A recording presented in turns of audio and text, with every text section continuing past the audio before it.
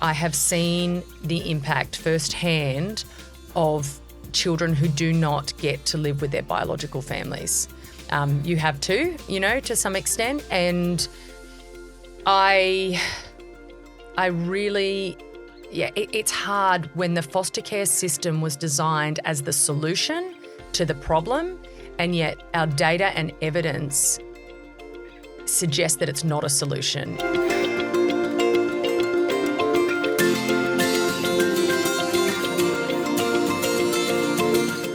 As a foster carer myself, this episode is extremely close to my heart. Today, you'll meet Marcie McGowan. Marcie is the co-founder and CEO of a social enterprise called the Hatch Project. With the help of her brother Nathan, they're working to revolutionise the foster care system in Australia. And foster carers are the vital link in the revolution. Bill Drayton said, "Social entrepreneurs are not content just to give a fish or teach how to fish. They'll not rest until they have revolutionised the fishing industry." This episode will change the way you think about foster care and social entrepreneurship. Here's Marcie McGowan. Tell me about the Hatch Project. Okay, so Hatch Project is, I struggle with this. I feel like I struggled this the first time we spoke about it. Hatch Project started really a couple of years ago, with the opportunity to create change in the lives of some of the most disadvantaged in our country. I mean, really around the world, kids in foster care would be considered, extremely disadvantaged. And certainly in Australia, I think when you look at the issues that we're seeking to sort of respond to around intergenerational trauma and abuse and institutionalisation, these kids are definitely some of the most disadvantaged kids in Australia, and they're in our backyard. There's 46,000 of them in Australia. So it started with an opportunity from my brother, who said, "I want to donate funds to this cause." He was off the back of his own successful sort of product development and entrepreneurship journey, and kind of had that bug, I think, and then said, "I really want to do purpose-driven work. I want to contribute to something purpose-driven." You come from a purpose-driven field. I was newly out of fresh burnt out of 17 years of working in the New South Wales out-of-home care sector myself, taking a little break and vowing never to return to it. And then, he had this idea, and he said, "Let's think creatively, let's think laterally, let's use innovation to consider new and different ways to respond to these incredibly complex challenges that lead to these intergenerational cycles for these kids." And so I think it was probably the creativity and this incredible opportunity that made me go, "Oh yeah, well I should probably jump on that, and we should do that together."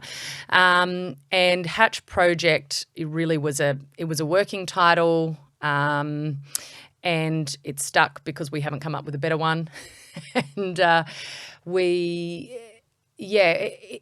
it was broad. A broad title because we really didn't know when we started this project where we would end up. We talked about this idea of developing some kind of product. I didn't even know what that language meant at that time, because that's not the language a social worker uses. But we had no idea what that product would be. Probably other words for that would be a response, a solution. We kind of stay away from that word a little bit, but certainly a response to a problem. And we used, we intentionally used methodologies that really called to look at the problem very broadly to begin with.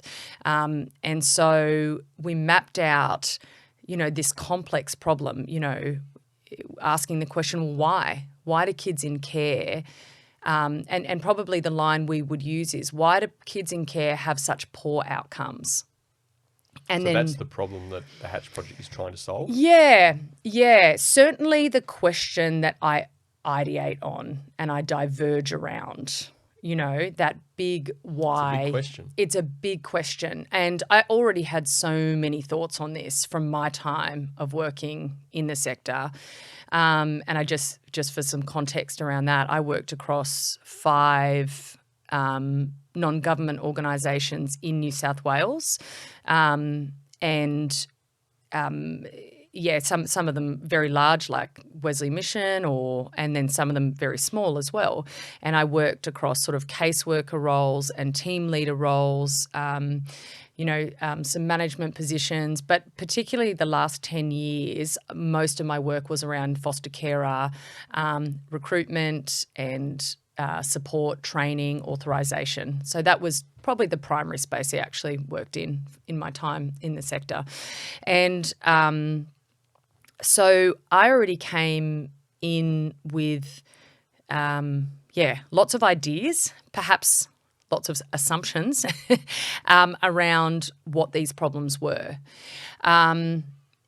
And when I say we went through a mapping process, it's probably figurative more than it is literal, because if I was to draw this actual map, which I do plan to still do, by the way, that's been needed so many times. I mean, you need a big wall, Marcie. I don't know if you've ever seen a systems map in complex issues, but they are just like, you're talking thousands of interlocking loops. So for us, it really involved who are the key players. You've got government in the New South Wales space when it comes to foster care. Your non-government organisations play a primary role, different to other states. Each Australian jurisdiction works very differently.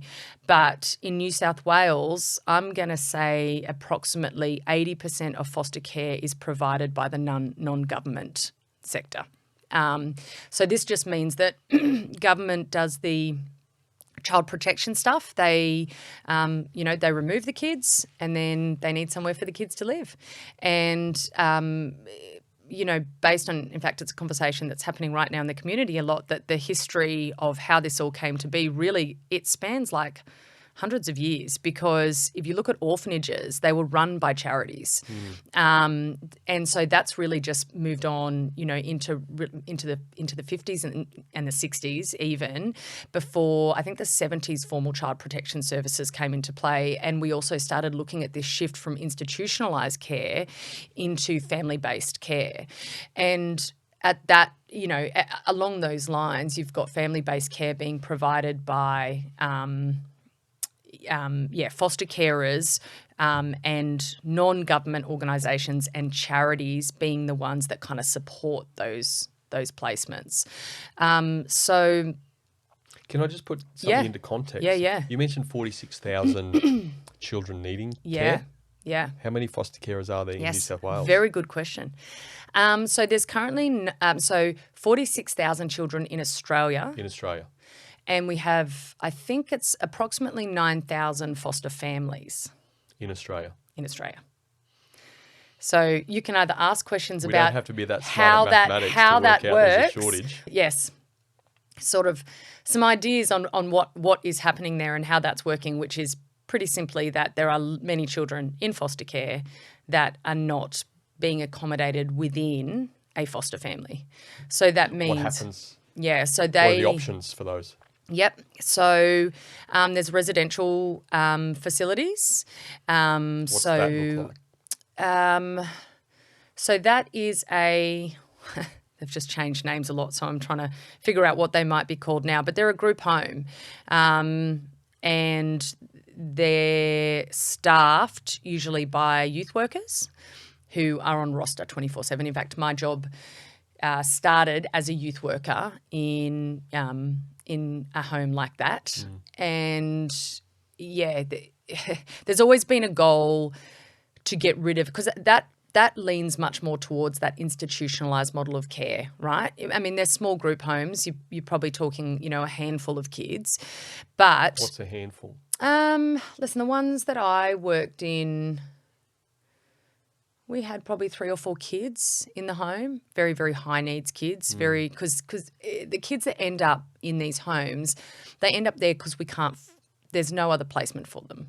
So we can't match them with foster carers. And we can't match them with foster carers because, well, we don't have enough foster carers, but also because foster carers aren't in a position to provide the type of care that these kids need, and these kids on paper, there's Give us no an example judgment of there. the type of care that a child could need that is determined as high needs. Yeah. There might be high-level physical needs and disabilities, but usually you're talking about social, emotional and behavioural needs.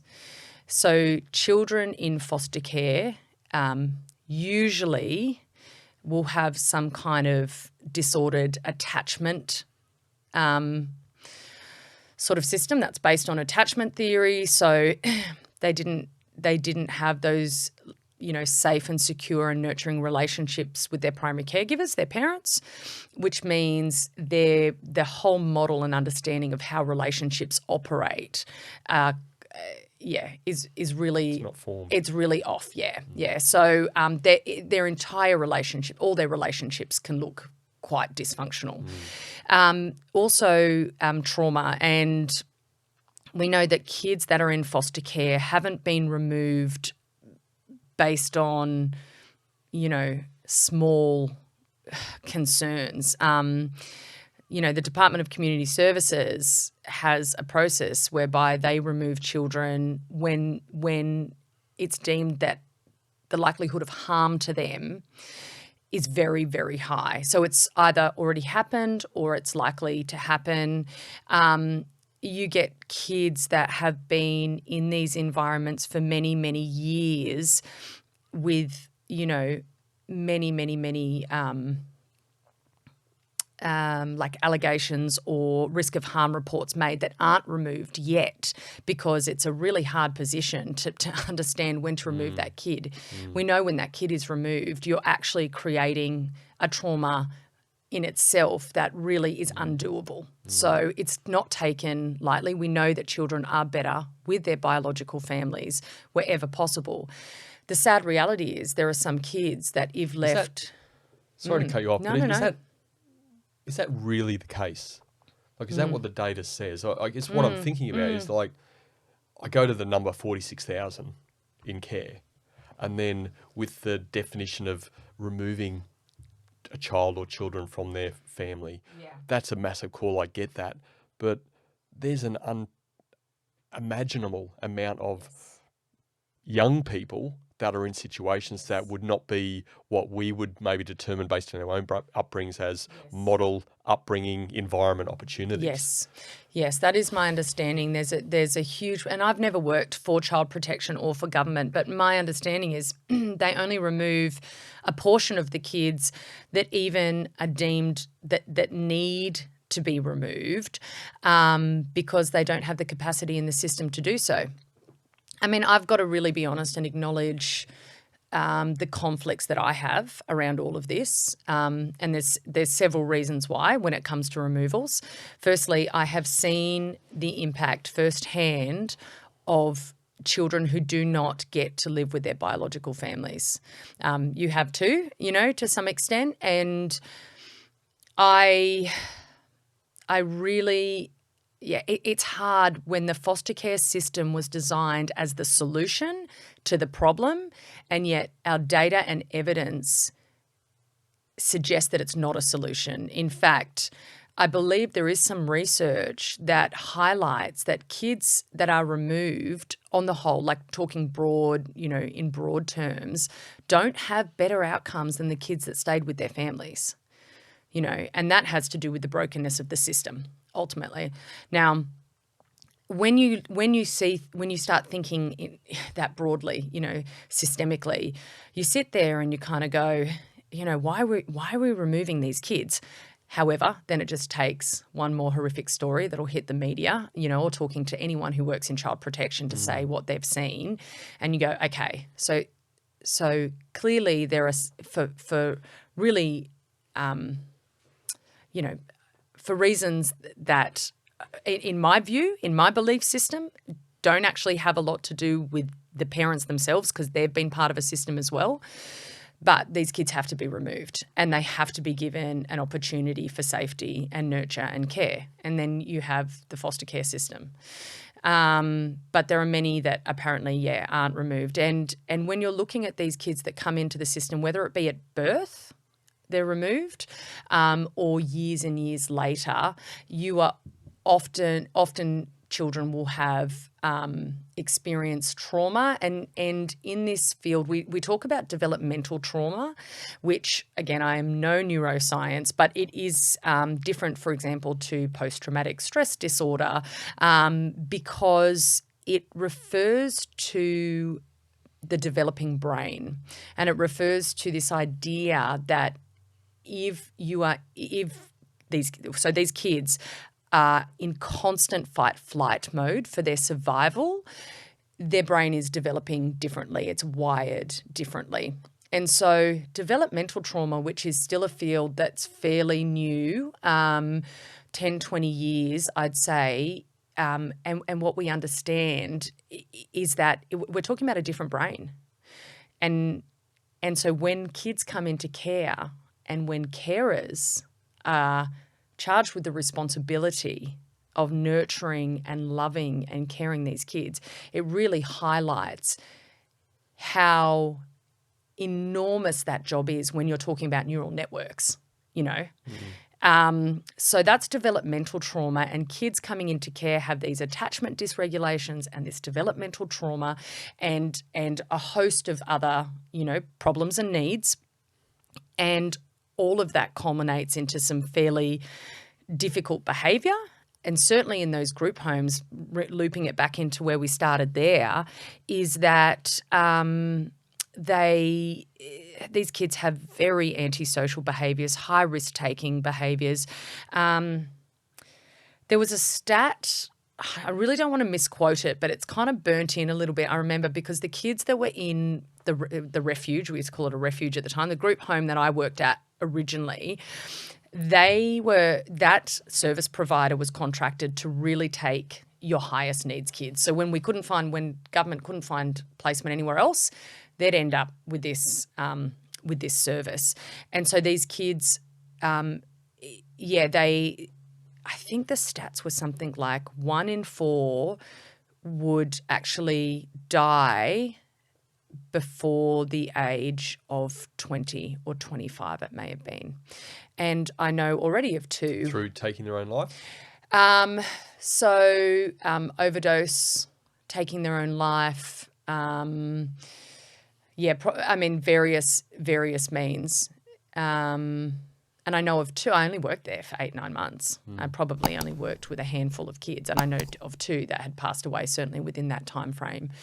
So you are talking about kids who just have really. And I guess then, I don't know where to go with the behaviour piece because there could be, I could tell you multiple stories in terms of what these kids may say or do, but it's not pretty and it's really difficult. Let's bring it back to say there's kids out there, young people out there who have high needs and varying degrees of needs, but they're in group homes, let's say, or a percentage of them are. There's still a number left. What are the other options for care? Good question. There's this term called alternative care arrangement that I hear. What does that look like? It's very ambiguous intentionally. Alternative care arrangement, I think, must just refer to any arrangement that doesn't involve a child being in a traditional foster care home. And if it's not a residential setting or a group home, it probably looks like a hotel or maybe, I think, I've been out of the system for a few years now, but certainly there were scenarios where a house might be rented for a sibling group, which then again looks a bit like a group home, but it might be for the distinct purpose of keeping siblings together. Yep. But again, that you'd have a more youth worker model there as opposed to carers. Through rotation. Yeah, exactly. Yeah. So very different attachment there as well as your primary 24/7 caregiver. So that's, I mean, listen, I guess if you reduce it all the way back, you've got, people in government and in caseworkers in child protection that are removing kids based on, their thresholds telling you they need to be taken. and then there's nowhere for them to go. What do you do? You know, and certainly I know back in the day there were stacks of stories from people that I knew personally or through the system where kids would be dropped off in these sort of unauthorised foster carer type placements. You know, people, you know, that where can these kids go? And families saying, I'll take a kid, or I know this person, or from this person, or whatever. But you have to find somewhere for them to live. I mean, the government is the legal parent, but they're not a house. So you've got to put them somewhere, you know. And so that's the problems they're trying to resolve. Maybe there is some method to the madness of some of these children being housed in Parliament House for a period of time, and some of these people who are making decisions can see what's actually happening on the ground. Anyway, that's Wouldn't that maybe be a interesting? different... That would close a gap for a second. Emotional response I have to that. But Yes. let's bring this back. Yes. You've painted a really good, sad but truthful picture around some of the context of this. Let's bring it back to the Hatch Project. The Hatch Project. This social enterprise that you're leading. Yes. And your brother has still has an involvement in and has provided the funding at this point in time. Yeah. What is the Hatch Project? What does success look like in this future space for the Hatch Project? Yep. So success looks like better outcomes for kids in foster care. Tell us what better outcomes look like. Yeah. Well, let's start with the intergenerational cycle of kids being in care. So if you're in foster care, you've got an X percentage likelihood that one of your parents was in foster care. I want to say a recent stat is something like 1 in 3 or 1 in 4 kids who is currently in care had a parent that was a part of the child protection system themselves. These cycles are very evident. Repeatable. Yes, and this was one of my first tastes of the foster care system. I was 22, 23 years old, very eager. Myself, I came from quite a privileged upbringing in terms of, very loving, secure, emotionally available parents, lots of great opportunities in my life. And I come into this system eager. I'm going to change the world. And I get my first caseload of kids, and I have a 3-year-old on my caseload, and she's been brought into care because, many, many reasons. But I remember the trigger point was when her mother had, I don't know, do I need to give trigger warnings or anything like that for some of this content? That's part of an editing process, I hope. You tell me whatever. She'd been removed from her mum, who'd tried to kill herself, commit suicide in the shower, and do that with her baby in her arms, and that was the reason for removal. But there was lots of, obviously other issues involved. So I see this stuff in the file as a fairly, naive, and I think to myself, who is this mum? And you can't help but make judgments about mum. But it's not long before I meet mum, because in the foster care system, when you're a caseworker and you're working with a child on your caseload, you're also quite involved with their parents. And you do contact visits with their parents. So I meet mum, and gosh, from the second I saw mum, I've never seen anyone like her. She had a shaved head, and she was covered in cigarette burns, like head to toe. And she had so many scars on her neck that were like scarring on top of scarring. And from the second I looked at this woman, and she was only 19, so she was 16 when she gave birth, I kind of, and not really that much younger than me at the time either.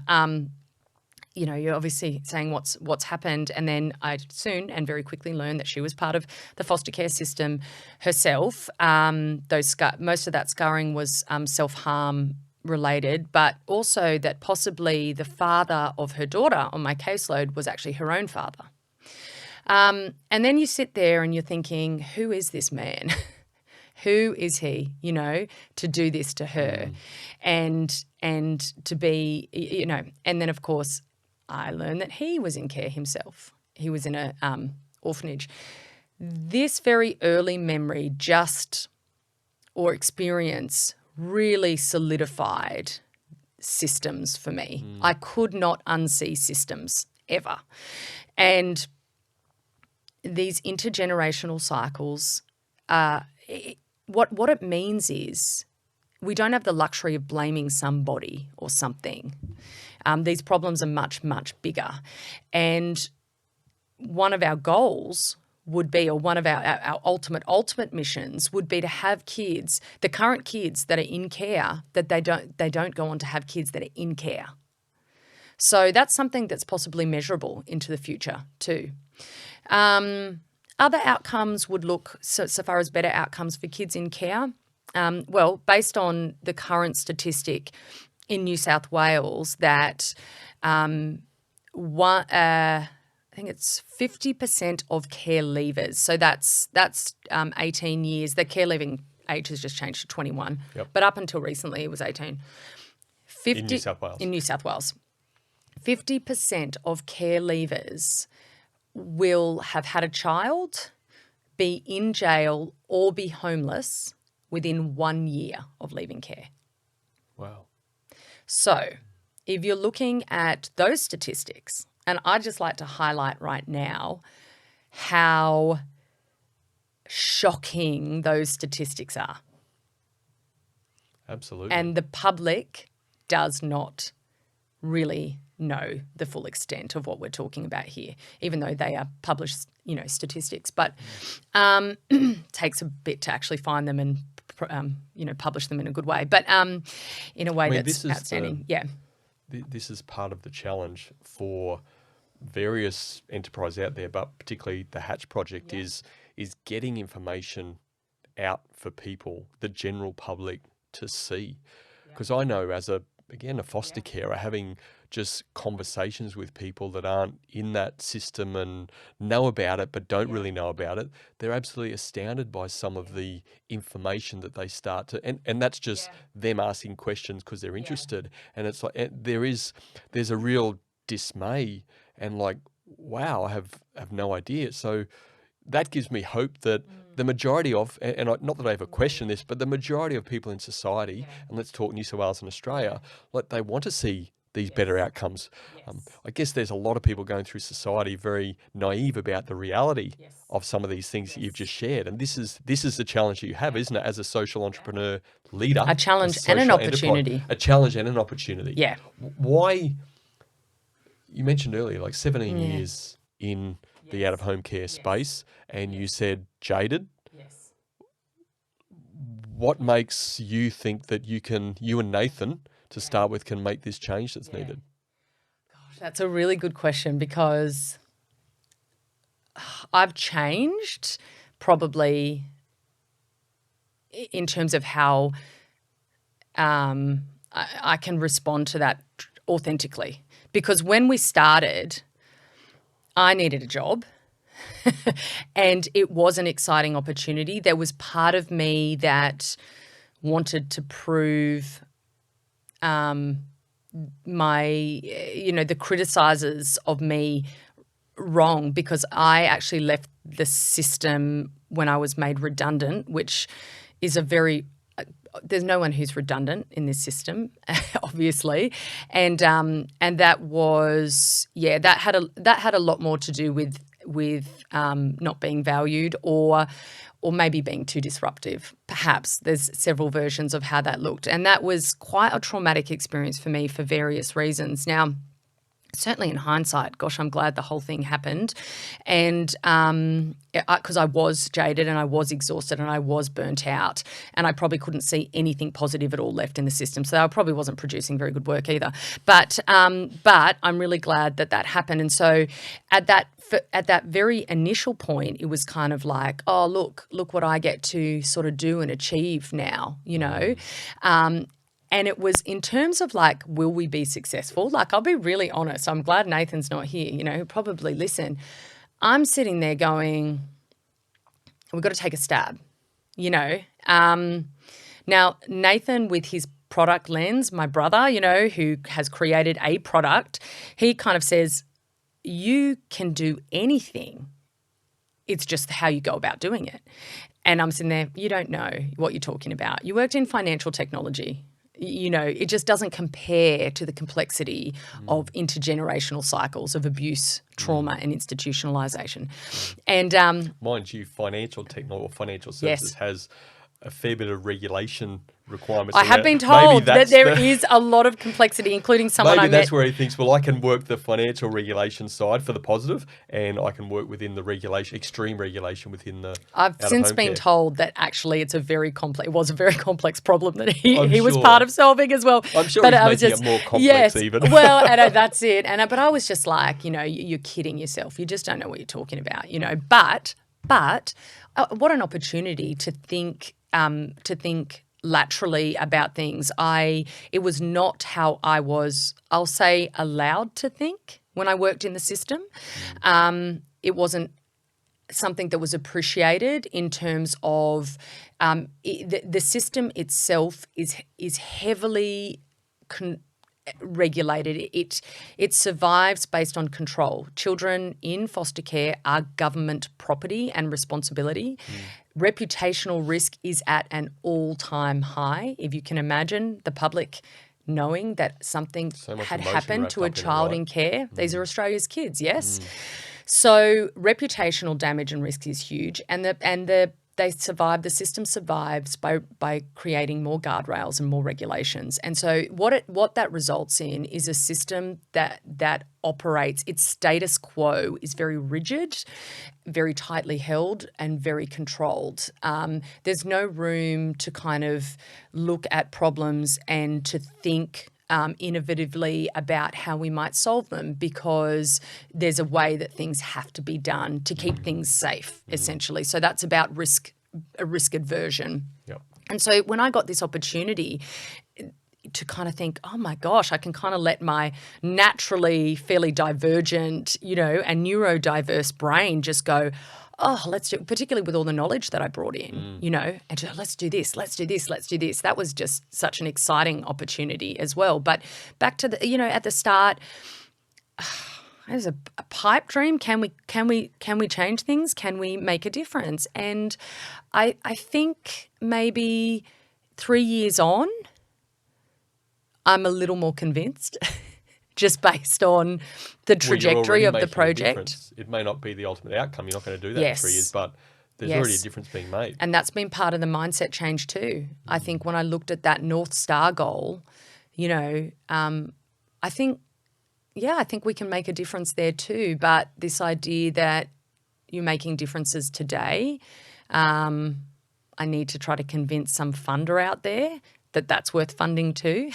Differences today, because most people they invest in the long-term goal, which is a generation away at least.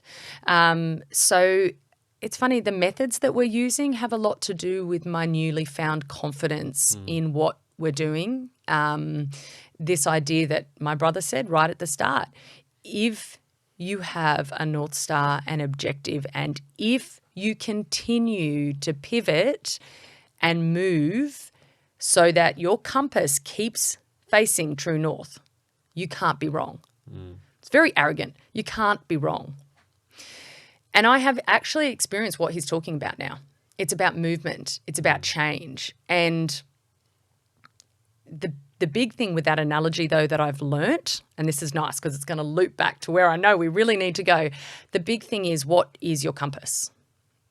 And so in our case, we actually created a compass.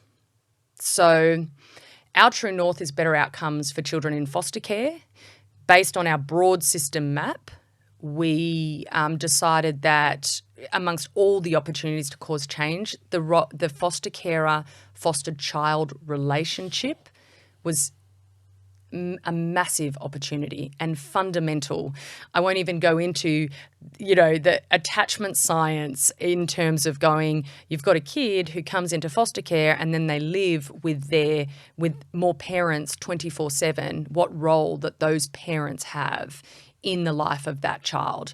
That's a leverage point if I've ever seen one. Absolutely. It's not working. Based on outcomes, again, broadly, and I don't want to tarnish every carer or no, I'm not even talking about carers, every placement and the whole system with that brush, because absolutely you get some great results, you get some amazing relationships, but you cannot ignore those broader outcomes.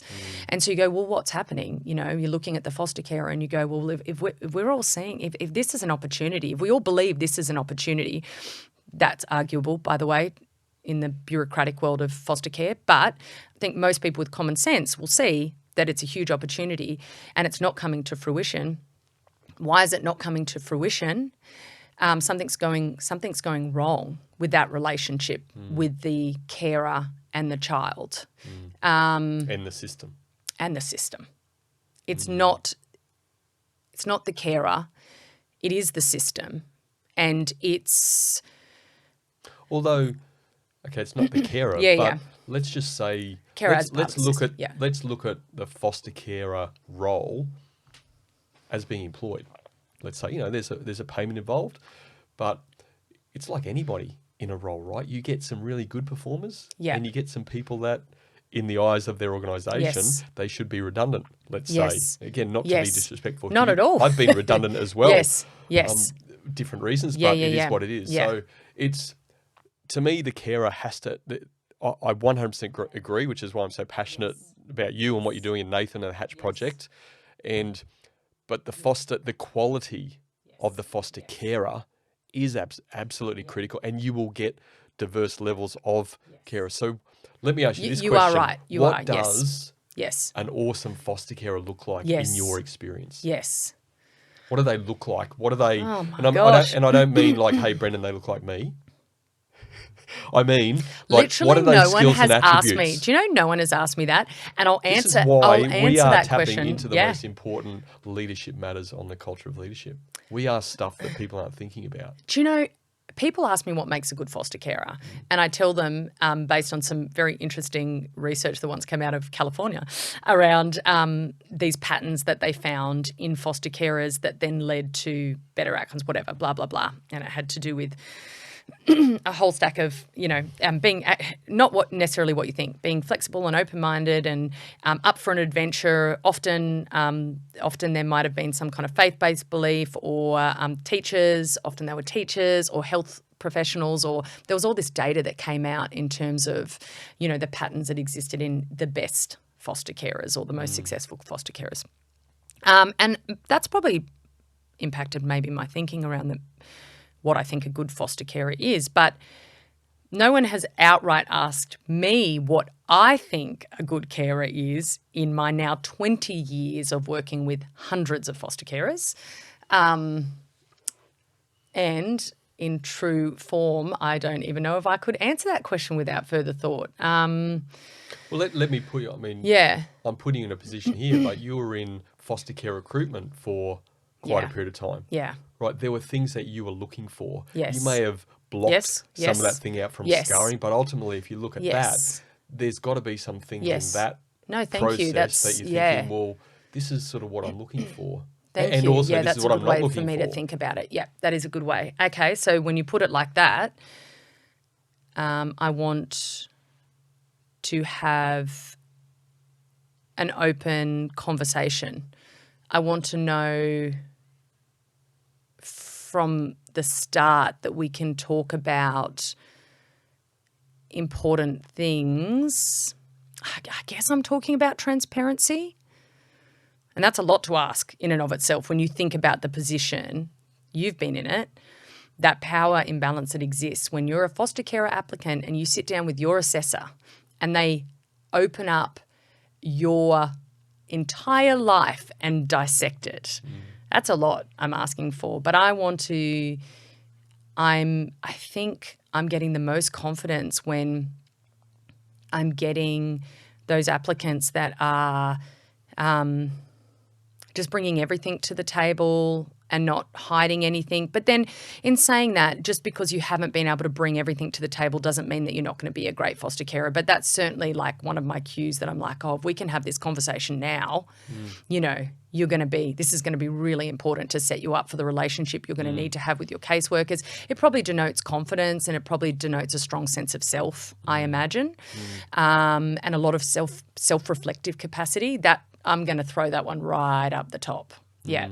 That to me Yeah. falls in this big bucket of emotional intelligence and the level of human skill that you have. Big bucket.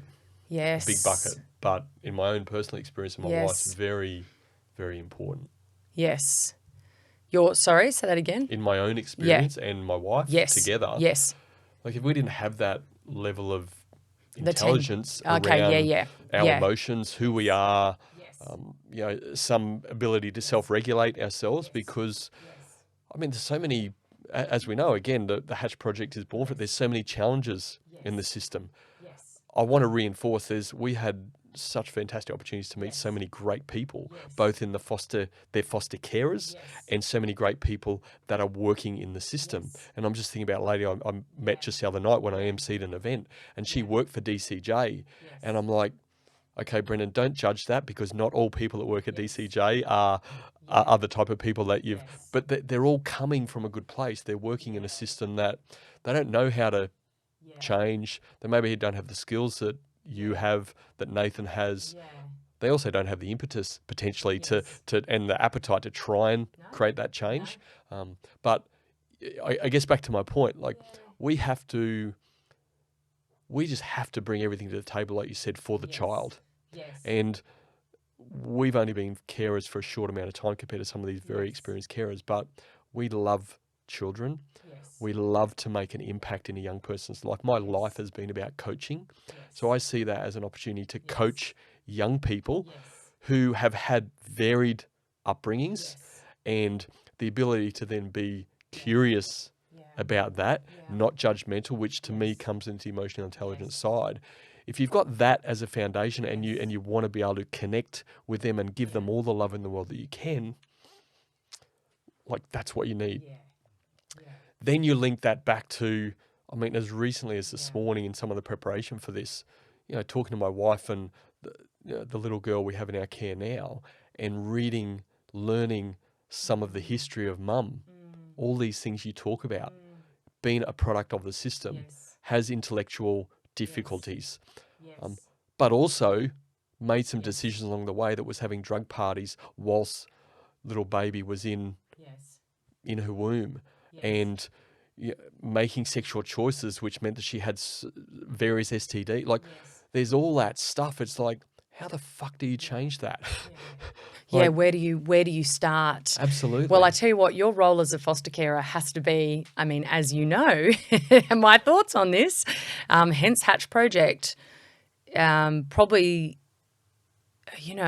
aside from doing that really early intervention community work where kids don't need to be removed, and I think we're a long way off that for lots of reasons, but given that foster care has to exist, being the foster carer has to be the most powerful place that you can create or you can provide opportunity, and you can make a difference. It just has to be. And it's closely followed, I think, by people like teachers, probably therapists as well, caseworkers maybe to some extent, maybe not. We're talking about relationships and we're talking about time. Those hard yards. It's the 24/7. It's the who's there at night time when you're sick. You're investing in a child or children, and whether that child is your own, you're investing in them, and then this is another opportunity that people make a decision. You're investing in a child or children that aren't your own by blood, but you have to treat them as your own. You have to love them of their own, and you need to. That is challenging because you don't. It's not like a child comes into care and then you get a full rap sheet of like all their past experiences. Like some of that stuff will only present over time through, I guess, what I can only determine as non-scientific weird behaviour. And you think, well, shivers, where has that come from? I mean, again, so many aspects. It's just, I like my hat goes off to you and Nathan and what you're trying to do and whatever my involvement looks like in the future. But before I get can I just say, our hat goes off to you. We're not carers. And, no, you're not. But we're all part of the system, we are, right? And we're all doing our bit. We are. And what you've done, what you're building, and what you've already built, there's already a community of carers. And that group is more than 100 people at the moment, from what I understand. Yeah. And it's not just 100 who have signed up for the platform. There's 50, 60, 70 of those that are actively engaging in the platform, and there's goals to grow that, improve that. So it's like there's an army building, and you're the sort of chief corporal or whatever we call you. Yes, and that's the sort of thing. While I can't put up my hand and be a foster carer for various reasons, mostly because it takes a very, very special motivation, and you got it because you put up your hand and you say, I want to be a foster carer. So you've got that, and so I just wanted to know just one more thing about what you said about emotional intelligence and what makes a great foster carer, because I think you're definitely touching on something really, really important. Even if I haven't framed it necessarily as emotional intelligence, I often think about it in terms of being really open and flexible in your thinking.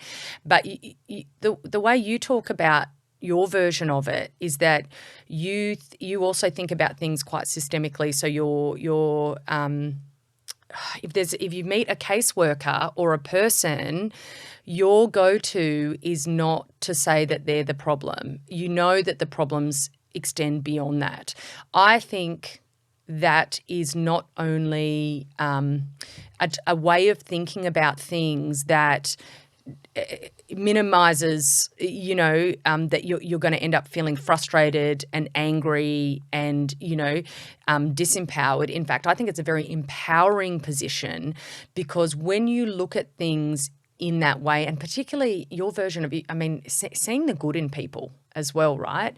When you see good and you believe good intention, and then when you see things that are being done, and that you make an interpretation as to what just happened and why it happened. And we have so many carers in the system that are so angry, and it is for very, very good reason. But that piece that you're talking about in terms of emotional intelligence, or just being able to see outside of that hurt and the grief and the shame, and that, I just want to really make sure that I'm giving, I'm acknowledging that there are carers that have been doing this for decades, and they've had hundreds of children actually, and they feel like victims at the hands of the system because they genuinely are victims at the hands of the system. So I want to make sure that I acknowledge that. However, a victim mentality might cause anyone to remain very stuck, as opposed to that mentality that says, hang on, okay, this is all wrong, this is very problematic, but I am part of this system, which means I have the capacity to do something about it. That is a powerful mindset to bring in as a foster carer. And that's something, gosh, I really think could be a game changer in terms of, educational mindset or growth opportunities with other carers, because I don't think innately everybody has this, or due to experiences in life or whatever it might be, right? So you and your wife, I think, have probably come in with a really, really important, like, whether it be, you'd know more, is it a skill set, is it a innate trait? I'm not sure. That is beautifully aligned and matched with the role of foster caring, I think. And then, of course, there's all the other practical stuff, and there's networks being, strong networks, and support mechanisms and self-care behaviours, and all that being a really important part of the role too. So, yeah, just wanted to highlight that and just make sure I close that off about what makes a great carer, because it does have to do with maybe some of the work we want to do at Hatch Project, and also looping it way back around to my analogy about the compass and the true north for Hatch Project, and that we created a compass, because what Hatch Project is, well, it's an online platform. It's just basic software that, we use to conduct and facilitate a community. What that really is it's a place for carers to talk, and, well, it's a place for them to connect. That's the easy one, because, it's a online space which is exclusively for foster carers and kinship carers.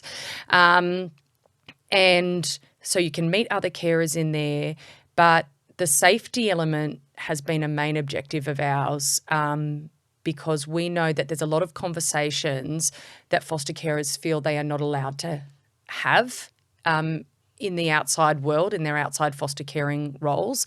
And so that was a really important part of the environment, I guess, that we had to consider when we were both designing the tech aspects of it, but the culture, the values, the mindsets that Nathan and I bring into it ourselves, even some technical thoughts on how we might establish some of those mindsets on the platform and within this community. And so this community is now a place where carers are talking. And you know that, you're in there. In fact, I think the greatest validation I have in terms of the product is that carers are engaged. That was what measuring engagement on this platform has been a big part of how we are measuring success. Members are talking. It's positive. Like there's talk, it's positive talk. Yes, there's elements here and there where carers feel like they need to let some steam off. And I get that. And to me, no different to a disgruntled employee, right? They sort of got to let some steam off. At the end of the day, they haven't felt valued at a certain point. It's a bit like your own journey and my own journey at some extent. At a certain stage, we haven't felt valued. We've got a bit annoyed, disgruntled. Maybe we haven't taken responsibility. We've sort of blamed others and things and not owned our journey enough. But this is the platform that you've created now, is that there's some lots of positive conversation I'm seeing. Carers, from the language I see, are starting to feel more empowered and safe in that community, which again is like, that's that trust building, that's that transparency, that safeness, which allows them to feel like they've got support around them to talk, to use their voice more, because that's what's going to change stuff, right? That is what's going to change stuff. As we build this is going to drive the momentum in the direction we need. We need the carer voice. We actually have to have the carer voice, because if you're talking about carer-related problems or issues such as in concrete terms, we talk about carer wellbeing being an issue. That's really when we designed Hatch, we kind of said, well, you've got foster carers that are doing this primary job. It's a fundamental opportunity. Something must be going wrong because we've still got these poor outcomes.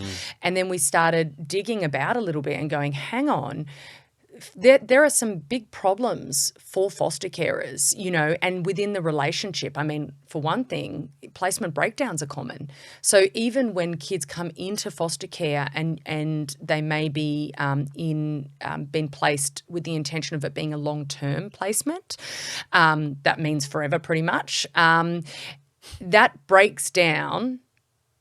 Yeah, that it doesn't end up being a long-term placement. It breaks down. And some of these kids go through 10, 20, 30 placement breakdowns. So something's happening there that carers, and placement breakdowns happen most of the time because carers say, I can't do it anymore. And so you go, well, why can't you do it? And this is where we come to understand that carers are ill-equipped, they are undervalued, they are under-resourced. They really have very little agency in terms of being the 24/7, and the ones that are putting in, the hard yards while the child's in the system. They're not given any genuine decision-making powers. So because kids are property of the government, essentially legal responsibility to the government, and because government also holds all the funds, which are then distributed, down to service providers who work with carers, you've got this sort of authority structure, where you've got all the power, at the top, and then you've got the people on the bottom, and in this case, let's talk about carers who really are the ones that know what they need to care for that child well. As a parent what you need to provide good care, but they have no agency to say it. And in fact, what we're beginning to see is that it's not only lack of agency to be able to say, I need respite care. Can I have respite care, please? Or I need some extra resources, or I need this, or I need help, or I need that. It's actually to the point that many carers feel that if they put up their hand and ask for help of any kind, they start to get blacklisted in terms of being difficult, being needy, being incompetent. And if I'm being really honest with you, I have to acknowledge that I saw this happen when I worked in the system in very subtle ways. We didn't know that that's what was happening as such, but I really validate carers in how they feel because I know what the back end looks like. So what, say blacklisted, okay, we can all understand that term, but how does somebody blacklist a carer? Well, What's happening? Give you a really obvious example. So we've got, Sarah the carer who's got 2 kids and, she's struggled for all the same reasons that carers might struggle, and she pops up and talks to a caseworker frequently because she needs some additional support or has a problem with this, or contact can't happen today because child in her care is too unsettled, or 100 different reasons, right? And so she's the carer that's calling the caseworker that's getting, a little bit difficult, and maybe she's also a bit needy, and maybe there's a determination that there's some mental health issues going on with Sarah, or maybe whatever. So when Sarah comes and says, I've got an extra bedroom, I can take another kid, we're not going to give Sarah another kid. I put that in black and white terms. There's an assessment process. There's blah, blah, blah, blah, blah. But, she's kind of blacklisted herself because she was very needy. We all want simple as possible. We all want simple as possible. And like you said, on the good intention side, you could equally say, well, we can't give, Sarah's already struggling, we don't want to give her more and make it harder for her and but Sarah's jumping up and down saying, no, you've got the problem wrong. That wasn't the problem. I can take another child. I've got the room, and here we have thousands of children without homes, but we're not going to give another one to Sarah. That's a really obvious example. It's a good example because to me, my head goes straight, and I'm pretty biased. Yeah. It's a leadership moment, right? It's like, well, hold on, let me be curious as a caseworker. And again, they may not have the skills or obviously the thinking around it, but let me be curious about that. I really need to have some genuine conversation with Sarah to understand where she's at and whatever, and we can start to do you know what's really interesting about that? Understand the nuances of the situation. And it still may be that, okay, the outcome is, hey, Sarah, we need to give you some more support from hey, how are we looking at well-being for yourself and things like that, and bringing in the right people. Yes. Or actually it's just miscommunication and misunderstanding, and let's talk through that and boom, because it pains me. It absolutely pains me to think that even in a system like what we're talking about, 46,000 children, and there's only X number of foster carers, there's this massive gap when you do the mathematical equation that people can look at something and say, well, we're not going to be child-centred because Sarah's a pain in the ass. Yeah. Or potentially a pain in the ass. Yeah. Well, and oh gosh, there's so many things that you've just raised, and I want to comment on, but it's like, from the start of saying that, can social workers or caseworkers be curious? I actually think that innately the practice of social work is fairly open-minded and very curious. It takes a much more systemic lens than, for example, a discipline like psychology or science, which is fairly reductionist. Social work, in essence, kind of looks at systems broadly and tries to understand, and that's a very curious mindset. I think that, and many caseworkers or in the child protection and foster care systems have that social work background. I think many people come to this job with mindsets that are sort of cultivated in that way and thinking that way. I wonder. The best intentions. The best intentions always. You're not going into the job for money, that's for sure, or anything else. But I wonder that you hit this system and very quickly everything starts being unlearned because you have a huge caseload, you have time demands coming out your ears, and you have the absolute priority, which is your box ticking. It is I cannot even begin to explain the box ticking. I started as a young caseworker with some forms, LAC, LAC, can't tell you what they stood for. But this was a way that we were going to be able to evidence and that everything was in order. And I mean, I'm telling you, like, this hundreds of sheets. I would print them off the printer. They were color-coded depending on what I was talking to carers about. 23-year-old Marcie, very little life experience, fairly naive, would go into your home now, as you are, as an experienced parent and as a carer, and I'd sit there with my forms and I would start asking you questions. I'm not kidding. So, Michael, how many legumes a week does your child consume? How many books? And you know what I say?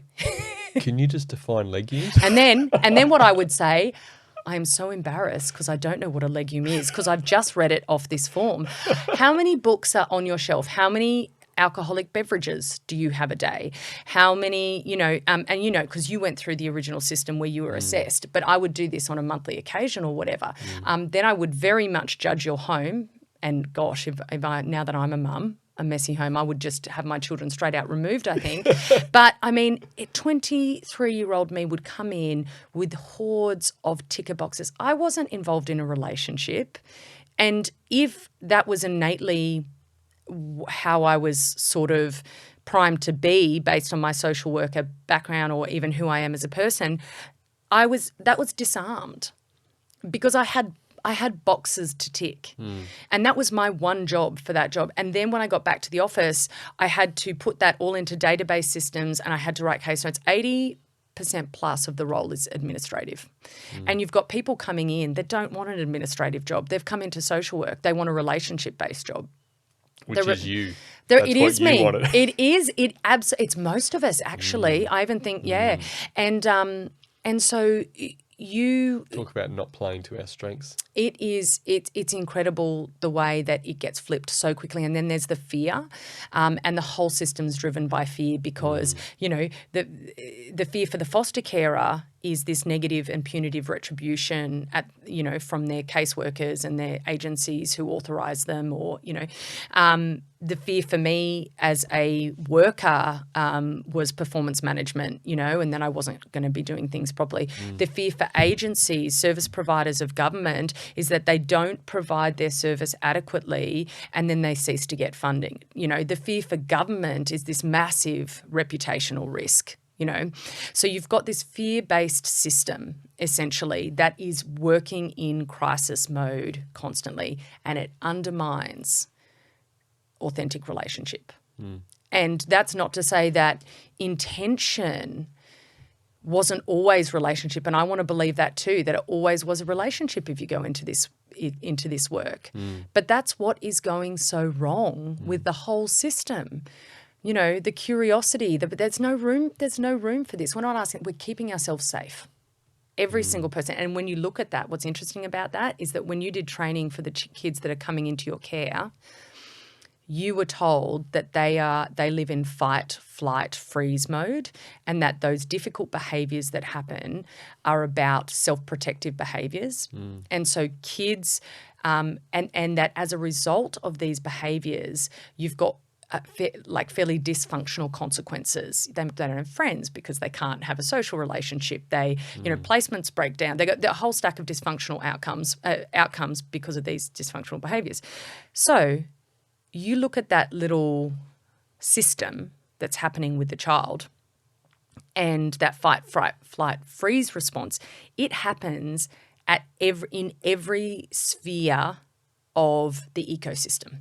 It happens at the child, then it happens at the carer, then it happens at the caseworker, it happens at the agency level, it happens at the broad system level. It is a fight, flight, freeze response that is happening on a mega level, and the solution, the response that is given to any problem at broad levels in this system is to create more regulation for safety. That is always the go-to. You can look that up. You can have a look at the reforms and the inquiries and the investigations and the new legislations and the authorising systems for agencies who have to tick ridiculous amounts of boxes. This is how the system works, and it undermines relationship. You mentioned broader system, and I just want to specifically mention the health system. Once again, unbelievable people doing unbelievable work.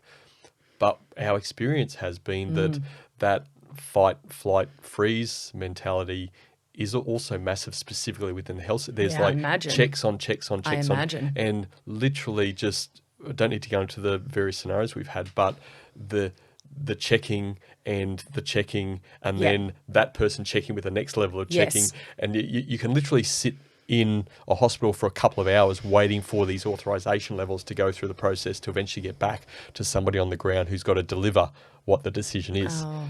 It's mind-blowing. It is mind-blowing, yeah, and it's very time-consuming too.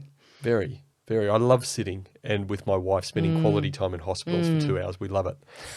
Anyway, we try to look at the positive. You mentioned funding, super important. You also talked about authenticity. Why, let me put those two together. Why is Hatch Project not ever going to take government funding? Well, I'm not going to say never, but it is emerging. It's a good point. We should never say never. It's not our north. My brother would sit here and say that's not our North Star. It's that's not the objective. However, why is it important that it's not the first port of call? Yeah, and what's becoming, So this is one of those unintended consequences.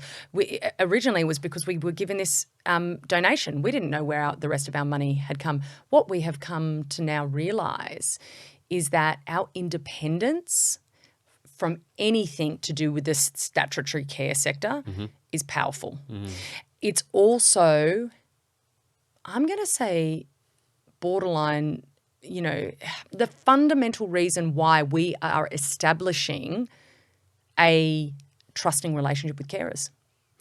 Because we can say that we're not attached to a system, that they don't feel, psychologically, and emotionally safe within to talk about their own needs. We can say, well, we have no attachments to this system. Here is our agenda. It's foster care or wellbeing. Tell me I'm wrong. Tell me where you can see there's some other agenda, and there's no evidence of any other agenda. A lot because of our funding is not tied up, with anything, government related. Now, the reason why right now it's clear that we need to remain independent is, well, so that we can keep developing this trusting relationship with carers and keep doing this work. And because government it's unlikely that government is going to fund a mission or an objective to empower foster carers. I know this is cynical and I hate that I have to say it, but in reality, when you have a system that is based on control and regulation, that is the antithesis of agency and empowerment. So this is not individual bad intention. This is survival. To survive, this system has to control. It has to. And control, and therefore carers having agency or having a say or having a voice risks that control. Because what if a carer pops up and says, well, I want to do it this way. I want to do it this way. No. We can't have that. Something bad might happen to this kid. And that's our responsibility and that's our job. So an authentic agenda to empower carers and to give them a voice just totally is at total odds with the current operating system, in very subtle, passive, cultural ways, not ways that people are openly talking about a lot, but it's fairly evident when you start looking at it. And there is a current body within the sector that kind of takes that role of carer-related needs. But from where I stand and what I've been told, they can't do a lot of genuine advocacy work with carers, or they don't do a lot of generous advocacy work with carers because, again, that just wouldn't be what they were, the funding, I don't imagine there'd be funding priorities. They're funded by government to do that. I think they probably do a lot of marketing and recruitment and, some good training and some other stuff. But a genuine advocacy body, I mean, that's why I'm assuming all your union bodies are always separate, completely independent, right? So I would challenge that, but let's not go there. Yes. Yeah. No, I mean that's a political thing that we don't want to. But I get your point. I mean, there's I agree with the independence needed, and the reality is that people, or I guess governments, again, putting money into something like this, and then when there's also a reliance on that, then that can sway our judgment. Sometimes for good, sometimes not for good. And I also get with this openness around, thinking about the social workers, the case workers, that they're working in organisations that are funded from the government state based on the placements. And then you've got in New South Wales Department of Community and Justice, which is the government arm, that it is dependent on relationships as to where they may go to first to say, hey, I really like Marcie. We play whatever together, and I'm going to ring Marcie first. And you just happen to work for whatever. So there's all the relationships thing we understand. There's dynamics and it all works in there. But there's so many. I mean, again, I've got no idea how to solve these things. There's so many competing priorities. Like, we need money. There's needed to be funding and stuff like that. And even I guess with. Do we need money? I mean, yes, money is going to solve a lot of things. But I tell you what, if we just use the money that we had differently, I think we could go a long way. It's funny you say that in these very seats, when we last did an in-person interview, our guest, Ashcan, and we were talking about being, and he's written some unbelievable books on that, but just there's, if funding is used in the right way and attacking the problems, not just throwing money at some glorified thing, then there's lots of things that can be solved, whether that's sort of poverty and hunger and foster caring and stuff like that. But it does take people with the impetus, the leadership, like from what yourself are doing, what Nathan, your brother's doing, helping, and those in the community that are latching onto this, the foster carers in the community that are starting to look at that and share information, and we can start to look at elements. Collaboration. It takes collaboration. Doesn't everything? This is what it takes, right? Like, I'm learning about lean methodology in this work that I'm doing here. What does it mean to be lean? I'm pretty sure, again, Nathan would sit here, if I could be his voice as well, and say to you, you can achieve everything on a shoestring. Again, if you do it, our best resource is expertise and know-how and bringing them together. It's these divisive cultural forces that push everyone apart. I think they're some of the bigger problems we're trying to resolve here, because I'm excited by the bits that I have learnt in product development land in terms of thinking, we need heaps of money. It makes me think, oh my gosh, and probably actually some of the other things we're trying to resolve in terms of collaborating when you've got those really diverse values and belief sets. That might even be harder to resolve than a money issue. But if we could find a way to bring people together, well, you have. There's a North Star, right? So that's that collective goal that people of all shapes, sizes, cultural diversities, whatever that is focused on achieving if they're part of the foster care community and understanding what Hatch Project's about. Absolutely. Bringing carers together, and interesting you raise that, because we very much have an evolving kind of model when it comes to how do we permeate the change that needs to happen with the sector, knowing that the sector as a player is such a big part of the reason that foster carers are struggling, right? So how? And really, initially, it was kind of on that side of like that lobbying or the, more bureaucratic angle. It was kind of power with power. We talked about a scaled foster carer community with thousands of carers in it and what power that could wield. But as we trek our way through this, through this process, and I get more feedback and I think differently about things, and I get, what our latest model looks like definitely is a much more collaborative approach. So it's saying, well, what does a scaled and mobilised community of foster carers have to offer the sector? And it's a very different, it's a business proposition. You know, it's a playing chip.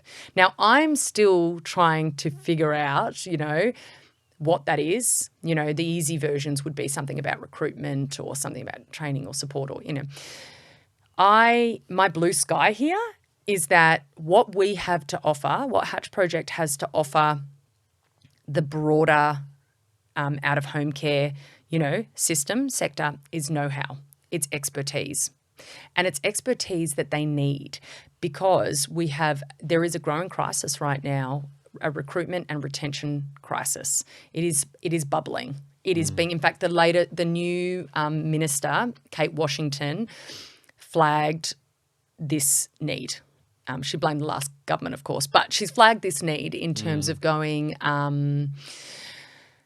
we need to address a carer recruitment and retention problem. And what do we have? What does this community have that they need? Well, there's expertise as to why that's the problem. You've got to ask the people with the problem who have the problem. And you know what Hatch Project kind of is in that model? We are simply a mechanism by which that exchange can take place. You know, so that's a bit of blue sky, I think, in terms of I've been told it can't be done. I've been told that system that survives based on control will never be ripe enough for this sort of implementation.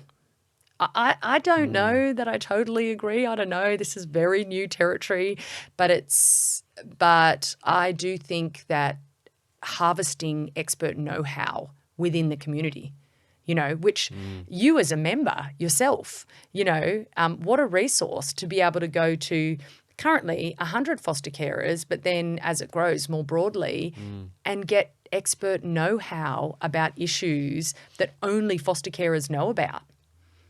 That's kind of what I'm thinking. Yeah. Look, I agree. There's so many angles. We spoke some off camera before, but the reality is that when you've got a community, which is what you've got, sky is the limit. Absolutely. Sky is and the the limit. more people that get attached to that community, more foster carers that get attached to the community, then the greater opportunity that brings, whether that's sort of resourcing, which comes back into funding side of things. And again, the whole, my understanding and belief around social enterprise is if we can create the perfect social enterprise model where it's self-funding through some of these resources and stuff like that, then how good is that? I did say to you when we met some time ago that, you know, I think that yours and maybe Nathan's thinking around this utopia of the community driving itself completely. I don't believe in that. There always has to be a leader and even if it's a moderator or some resource sort of driving that. But absolutely the community can rally around each other and the work of the administrator, moderator and stuff becomes far less. You don't have to do a lot of the motivating because that's been built. And you're using those strategic relationships and stakeholders to drive more of that. That's where I think it sits moving forward because to me that's what any community that I'm currently involved in or have been involved in, that's the flow of the community. Yeah, I'm really keen to actually learn more off you in that space too because, I do know, I think I do know what you're talking about. Well, let's look at this podcast as an example. So if we've got a community, okay, and there's a community on YouTube, there's a community on the various audio platforms, and there's socials where a community is attached to. If we stop producing the podcast or stop putting out content, where's that community going to go? It's not going to just, people aren't going to jump in automatically and say, oh, we'll start creating content for the cultural. You get my point? Like there needs to always be the driver of that and the leader of that process. But again, as the community grows, you do want it to be self-sustaining and feeding itself and you're seeing stuff, so you're gathering ideas and you're creating resource or providing more support around these things because this is what the community is saying. So in our analogy around continuous improvement, you're even more taking the voice of the customer, listening to the customer to drive that. And I think that utopian idea, or that idea, it has a lot more to do with what we don't want than what we do want. And we don't want to mimic current hierarchies that create power imbalances and that undermine relationships. And we do want sustainability in terms of resources and that sort of thing and how it can function and a community approach there. And we also do want to make sure that the people who have the expertise and the know-how and the problems remain the central voice of the project. So I think, and it's interesting because when I kind of say it that way, it's like, when you talk about that autonomous sort of community style, it's almost like that's our version of trying to get a solution to those other three things. But I hear you. And I think the biggest evidence for me of that idea of needing leadership is that the current climate in this carer community and beyond, it's been there for a long time, but nothing has really happened with it, right? So carers have felt disenfranchised. Carers have felt like there is a change that is needed. They've wanted a voice and they haven't known where to find it. And there hasn't been a way forward. So I suppose, or it's been hard to find a way forward. So I suppose in that sense, Hatch has led by providing, I guess, this opportunity or this idea or this way, this mechanism, and there's some leadership there. And yes, I do hear you in terms of facilitation and moderation because right now I know that if I was to step out of the picture, for example, I don't know that without some kind of leadership in place, we would continue on course towards our goals, because they're quite strategic and they, so I am hearing those things. And perhaps neither Nathan or I are overly comfortable with the title of leader, which is strange because we've both probably held many leadership positions in our life, but it's not always a comfortable, title as well, depending on how you define it. What sort of feedback are you getting from foster carers within the Hatch Project community? About the actual value you're offering, how you're helping them. No, less about I'm less interested in the tool. The tool's great. It's a great community platform. Yes. But what they're getting out of it currently, like how it's making them feel, is it the general, there's engagements and it's good engagement what I'm seeing. So I'm to me that says there's there is positivity and they're getting something good, but what are they telling you? That's interesting because that's not something that I have asked explicitly. That might be tapping into some of my own fear on I'm not ready for that in case the feedback isn't what I want and need it to be.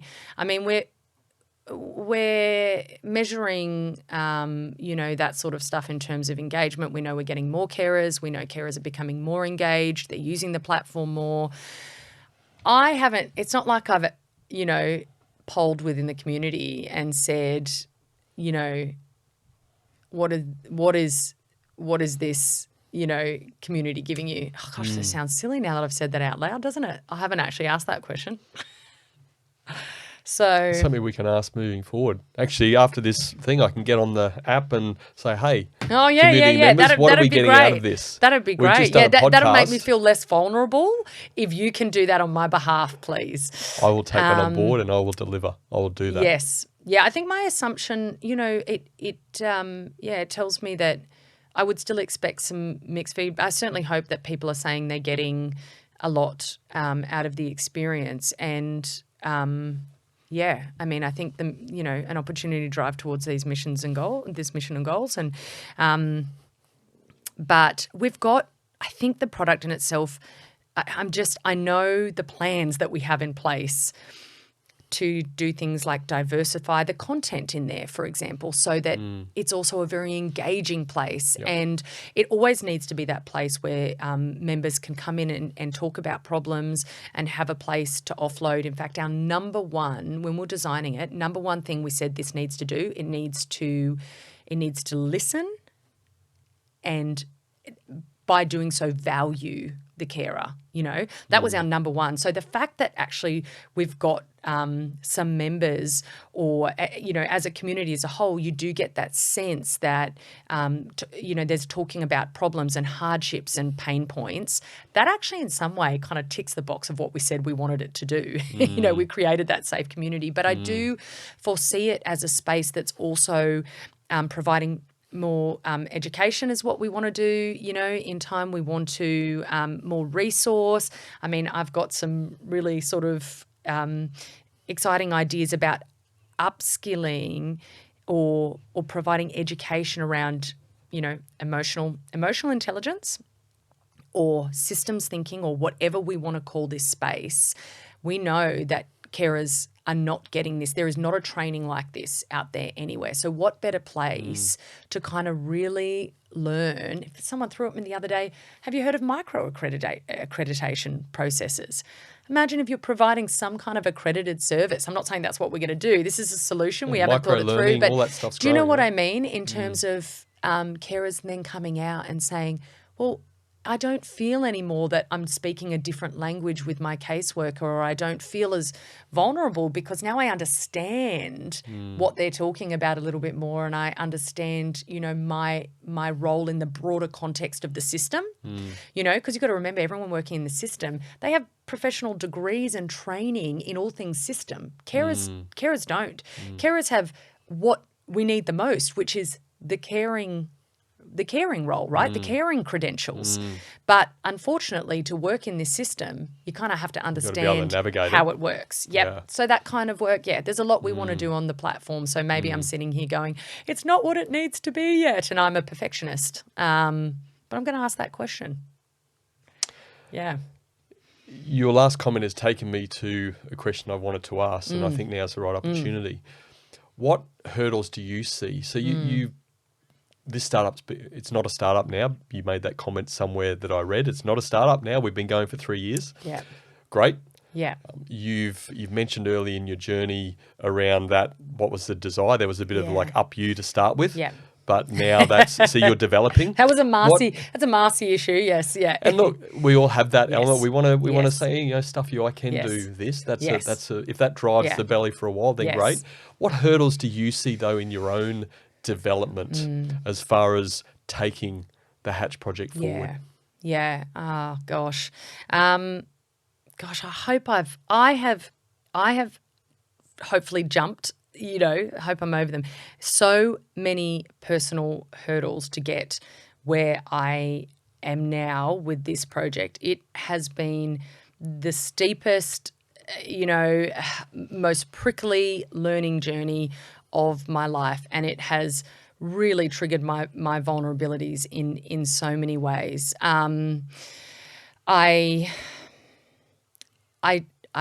am more confident than I have ever been, and I'm seeing things really differently. So I'm grateful for everything that has brought me to the point, and how challenging so many of those hurdles were. Because I think I turned around to say, to quit like 10 times over, and Nathan's like, don't be ridiculous. And so, no doubt there's going to be many more hurdles for me, but I don't know. What do I foresee? I just think I have to remain committed to my own self-development in this space. I don't ever know what that looks like, but just really open. Thankfully we created a platform that provides feedback. So that's fairly obvious. Like I get feedback and I'm going to respond to it. And one of those hurdles that I refer to, however, previously would be being able to manage that feedback. That's the hard stuff. The technical side of like, that feedback is now there for me. It's like the leader, if I'm going to call myself a leader, the person kind of facilitating right now, how I perceive that, how I interpret it, and what I do with it. That's the hard stuff. And I think these challenges that I've been faced with personally, and that my brother has, and other people that have made up probably part of a sort of broader team, that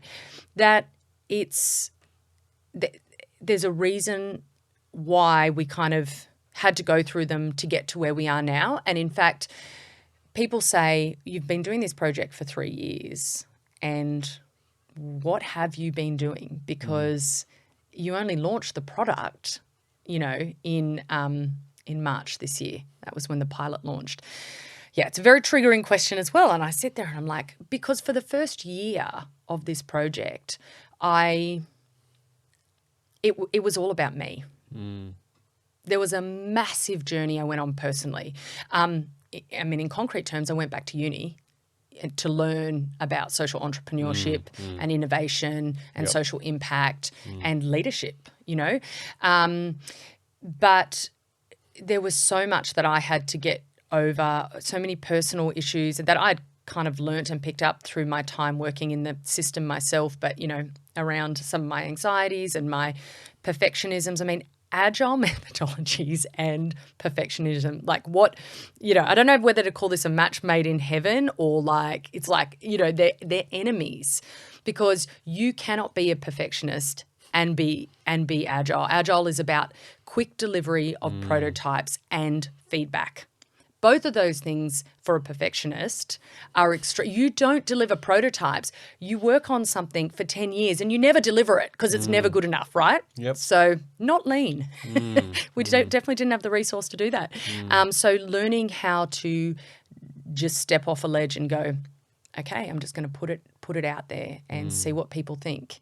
And even the prototype of the community, this is kind of pilot phase. Like, this is phase one, the platform or the product itself. We have grand plans for, but that first day of that launch was absolutely terrifying. It felt like I was walking off the side of a cliff.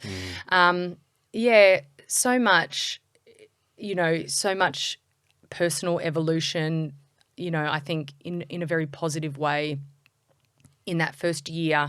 And I tease Nate because I say, you're funding just me and my personal development. And I think he kind of does know. He's walked this journey a bit himself. Sister. Yeah, but I also think that if you're going to lead in this space, it's fundamental, right? I don't know. This is your space, but that's how I feel about it. It's fundamental. Leadership is all about self-development. Yeah. One of my mentors says to me, it's not about you, but it is about you. Yeah. You have to be improving yourself all the time. Yeah. And then that helps make it more about others. It's been really obvious to me on this journey because there are times when it feels wrong until I make personal gains. And that's a real struggling feeling. I'm working through some stuff. I'm calling people. I've had amazing sort of mentors and people around me that I'll call, and it'll just be like, I've got to move through this personal thing, or otherwise Hatch isn't going to survive. I've got to move through this thing. And to put even more burden on you, there's a lot of people relying on you now. You get that, don't you? Yep. No, so I got that. Yep, that's fun for me every single day. And I'll leave you contemplate that. Yes. You mentioned a word just before. It's confidence. And this brings us to always our last question on the cultural leadership. So you said that you have become a more confident leader. Yes. What is this one thing that has helped you to become a more confident leader? Oh. Yeah, okay, I do know. I know how I'll answer that. It's the doing. I just had to do. I had to take the step that, so much of my personal journey and workplace journey has been shrouded by this cloud of fear and anxiety. Not due to any big traumas in my personal life. It's just been the way that I've often been. And I have been an avoider. So the doing has made me confident. The one thing that I refused to do or I avoided for years and years and years is the thing that liberates me. Do you know what I mean? It's do it, just take that next step. And then I took it, and then I got feedback about it, and it's okay, and it didn't hurt so much. I'm okay. And so I just do a little bit more, and then I do a little bit more, and then I can actually see a pathway behind me now. And I look back at it and I feel a bit validated that I've done something good, because I can see the evidence, but none of that would have happened if I didn't take that first step. I don't know. I think a lot of entrepreneurs don't necessarily have that. Like, I think entrepreneurs are usually they've got this predisposition to do, and they're risk takers and, maybe really courageous in that way. And that is not my MO. It's just not. So every time that I have just done something, and these are really small things too, I build confidence, that I have done before, so I can do again. And then my confidence just comes from the trajectory that we're seeing of the project itself. Like, we have goals, we have measurable goals, and we're ticking them, and I'm still surprised all the time. I'm like, oh, we ticked that goal. We made that goal and we ticked it, So, I get confidence from the fact that it seems we're on the right track. We're doing some good stuff. There are some big hurdles still, but but I think it's going to be with a level of confidence. A growing confidence, 100%. And I really want to highlight the fact that initial investment from my brother, because this is just never given anywhere for this purpose. He did actually have to kind of like invest in me and risk that self-development journey for me first, and he, maybe there was some knowing, because he actually did this himself. He walked this a little bit, but you don't get this opportunity anywhere.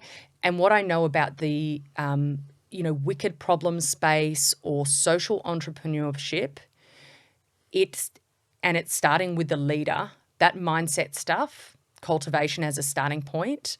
You do invest in people first, and there's no funding out there for that. Do you know what I mean? Like, you might get someone who's already there, but I don't know. I'd say most people, depending on the journey, have some work to do themselves. Who invests in that?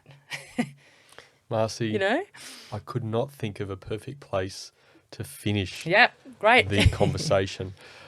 In regards to Nathan, your brother, I'm so lucky again that he's got the financial resource to create that initial investment in Hatch, absolutely. Yes. I will have plans to interview Nathan at some point in time. Please do, yes. The reason why I didn't, it was easy to potentially arrange for yourself and Nathan to be on together. Yes. The reason why I felt that wasn't the best thing was because each of you have your own worth.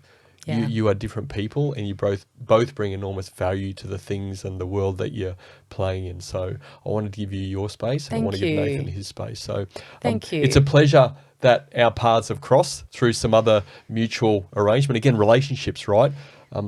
Really enjoyed our conversation. Thanks for being such a fantastic guest on the Cultural Leadership. Thank you so much. Thank you. And I'm disappointed that we didn't talk more about your foster caring journey, actually. So I feel you need to do that on another podcast. This is our media landscape. We can talk about whatever we like. So that is definitely something that's going to happen into the future. Absolutely. But thank you for having me. And it's been such a privilege to get to know you. Yeah.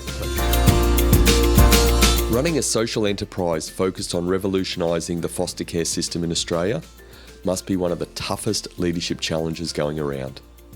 Thankfully, people like Marcie and her brother Nathan love a challenge. These were my 3 key takeaways from my conversation with Marcie. My first key takeaway: confident leaders give others a voice. They create an environment where people feel safe to speak up. There's enormous value in shared wisdom and diverse perspectives and experiences. Giving others a voice enhances the opportunity for this value to be utilised for better decisions, leading to better outcomes. My second key takeaway: confident leaders have limiting beliefs. Even the most confident leaders live with doubts that stem from past experiences. However, what sets these leaders apart is their ability to acknowledge these beliefs, challenge them, and seek growth. This self-awareness and willingness to evolve make them more relatable and more effective leaders. My third key takeaway: confident leaders own their worth. They recognise the value they bring to the table, not out of arrogance, but from a deep understanding of their skills, experiences, and contributions. By embracing their worth, they inspire others to acknowledge and champion their own unique strengths. This self-assuredness builds a culture of empowerment and mutual respect. So in summary, my 3 key takeaways were: confident leaders give others a voice. Confident leaders have limiting beliefs. And confident leaders own their worth. Let me know your key takeaway on YouTube or at thecultureofleadership.com. Thanks for joining me, and remember, the best outcome is on the other side of a genuine conversation.